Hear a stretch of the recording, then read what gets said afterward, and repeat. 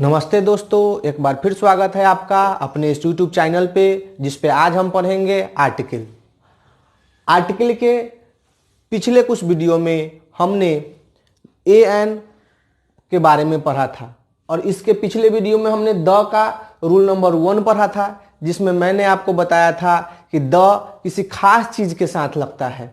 सामान्य चीज़ के साथ द का प्रयोग नहीं होता है, खास चीज़ के साथ होता है। अब इसके दूसरे रूल में मैंने लिखा है कि generally the is not use before the name of country but be use the before the name of following country. अर्थात कि सामान्यतः द का प्रयोग देश के नाम के पहले नहीं होता है, लेकिन नीचे कुछ देश दिए गए हैं जिसके नाम के पहले द का प्रयोग किया जाता है, क्योंकि यह किसी न किसी रूप से खास है। जैसे the USA, the UK, the Sudan, the Congo, the Netherlands. इन देशों के साथ क्यों किया जाता है? USA united state of America के साथ इस सबसे बड़ा सबसे ज़्यादा राज्य वाला देश है। यूके 2 महादेशों में फैला हुआ है। सूडान, कांगो या नीदरलैंड ये लोग अति पिछड़े जो विकास में बहुत पीछे रह गए हैं। तो किसी कारणवश इन सब 5 देशों के पहले द का प्रयोग किया जाता है। अगला नियम है generally the is not use before the name of language but be use the before the name of following 4 language to show their citizen. अर्थात कि सामान्यतः भाषाओं के नाम के पहले द का प्रयोग नहीं होता है, लेकिन कुछ ऐसे 4 भाषा हैं जिनके पहले द लगाकर उनके वहाँ के लोगों को सूचित किया जाता है, अर्थात वहाँ के नागरिकों को सूचित किया जाता है।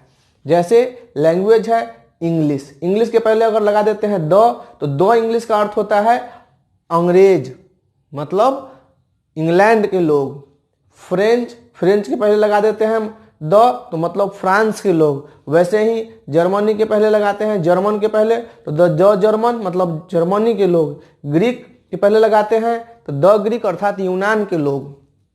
मतलब ये 4 भाषा हैं जिसके पहले द लगा के वहाँ के लोगों को सूचित करते हैं, नागरिकों को सूचित करते हैं। अगला रूल है बी यूज ए एन और the any two show the property of entire class provided the noun should be in singular. अर्थात कि ए एन द में से किसी का प्रयोग हो सकता है, लेकिन क्या होना चाहिए कि पूरे जाति भर का बोध कराए और नाउन सिंगुलर फॉर्म में हो। क्या हो कि जाति भर के गुण के बारे में बताए और नाउन क्या हो, सिंगुलर फॉर्म में हो।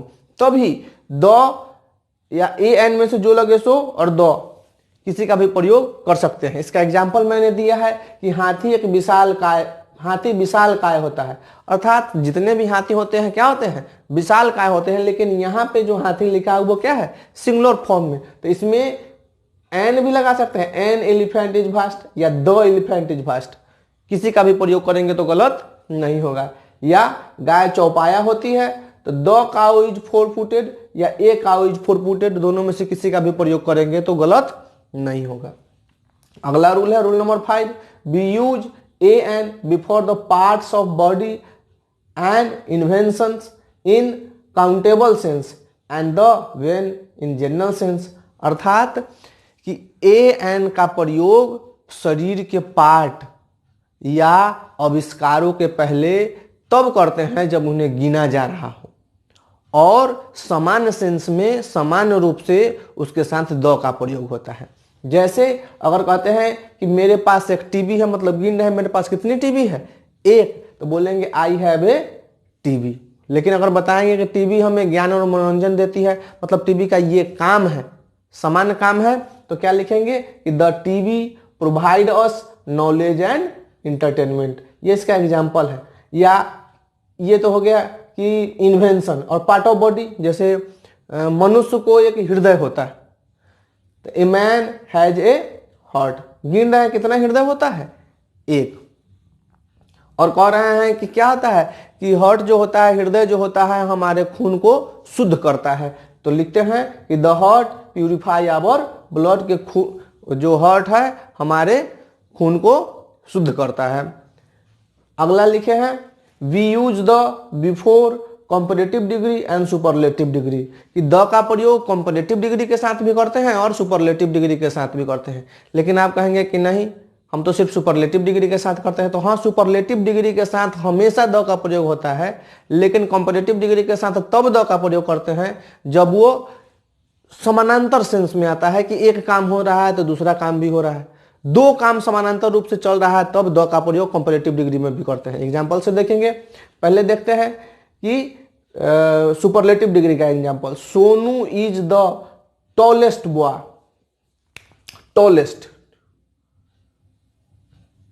Tallest boy in his class, कि सोनू अपने वर्ग का सबसे लंबा लड़का है, सुपरलेटिव डिग्री है तो इसके पहले द का प्रयोग किए। लेकिन कंपैरेटिव डिग्री में द का प्रयोग करते हैं, जैसे कि जैसे जैसे तुम ऊपर जाओगे वैसे वैसे ठंडक महसूस करोगे, तो द हायर, जैसे जैसे हम ऊपर जाएंगे तो the higher we go the cooler we shall feel, कि जैसे जैसे हम ऊपर जाएंगे वैसे वैसे ठंडक महसूस करेंगे। तो कंपैरेटिव डिग्री के पहले भी द का प्रयोग हुआ, लेकिन किस सेंस में, दो काम एक साथ समानांतर रूप से चल रहा है तब। आगे, we use the before possessive case when use of to made it, कि पोजेसिव केस में भी द का प्रयोग होता है, लेकिन तब जब हम ऑफ का प्रयोग करके बनाते हैं। जैसे बोलेंगे कि राम की गाय तो राम्स काऊ, तो इसमें नहीं हुआ क्योंकि इसमें पोस्टॉफी एस का प्रयोग किए हैं। और जब हम कहेंगे कि राम की गाय तो द काऊ ऑफ राम, जैसे ही ऑफ का प्रयोग करेंगे तो उसके पहले, नाउन के पहले क्या लगाना होगा, द। सीता की सुंदरता तो सीता's ब्यूटी, या ये भी लिख सकते हैं द ब्यूटी ऑफ सीता। तो ये जो हम पढ़ रहे हैं यहाँ पे कि कहाँ पे लगाते हैं हम लोग पॉजिटिव केस, तो पॉजिटिव केस में हम लोग पढ़ा है पीछे के वीडियो में। पॉजिटिव केस में आप साधारण समझ सकते हैं कि कहाँ पर पोस्टॉफी और कैसे ऑफ का प्रयोग करते हैं और कहाँ पे नहीं करते हैं।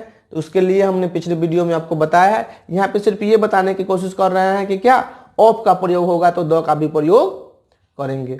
अगला इसका रूल है कि we use the before the political parties, कि राजनीतिक दलों के नाम के पहले भी द का प्रयोग किया जाता है। जैसे the BJP, the Congress, the RJD, या जितने भी पार्टियां हैं उन सब के पहले द का प्रयोग किया जाता है। इसमें और भी द में और भी रूल हैं, 10-12 और रूल हैं, जिसे हम आपको अगले वीडियो में बताएंगे।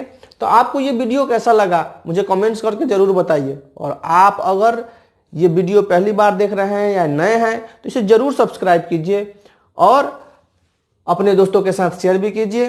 तब तक के लिए बहुत बहुत धन्यवाद।